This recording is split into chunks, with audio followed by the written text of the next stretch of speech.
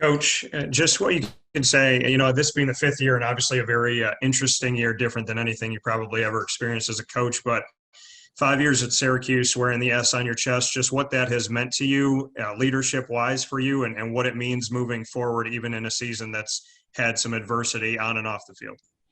Obviously based off of this fifth year, I'd like to have an asterisk by it, but I understand there's not going to be an asterisk.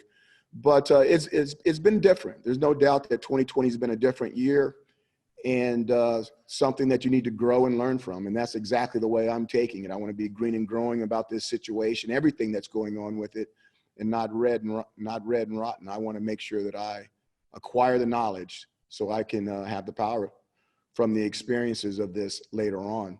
The 5 years that I've been here, it's been a blessing. Syracuse to me is a special place.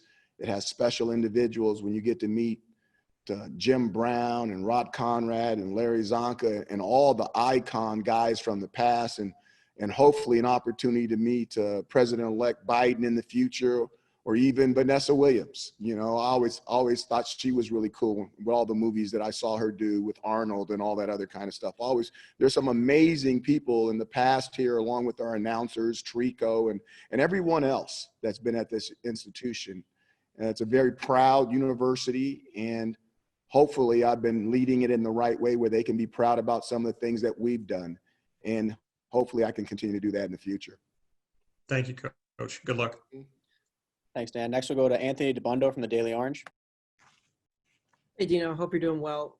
The last two seasons, the offensive line has been at the bottom of the ACC in both run and pass protection. What do you equate that to at this point, seeing that there hasn't been much improvement? Is it injuries? Is it coaching? Is it development of talent? Or is it recruiting? What do you see it as? The way I see it is there has been improvement. If you look at the first part of the season to the second part of the season, I think we've cut those numbers down by half. And we're on our third quarterback in those situations. So I think there has been improvement this season. When you add up the overall numbers, it puts us at the bottom. We understand that. We had a really rough beginning. And sometimes it's hard to overcome huge numbers like that.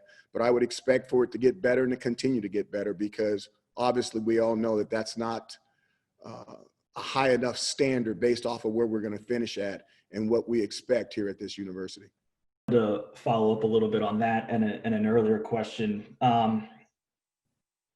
when you kind of assess where you're at right now, 1-7, and you kind of take in this whole year in totality, is this something that is sounding the alarm to you the way it did a year ago, where you would consider sort of another major revision this offseason?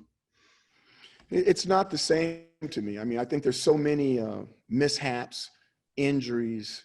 Like I said, talked about the COVID situation. I think the one thing you always want to be, is fair. You have to be able to look at things and see if people really had a fair opportunity to show what they can or cannot do. And I just think this year is one of those years you put an asterisk by and you move on.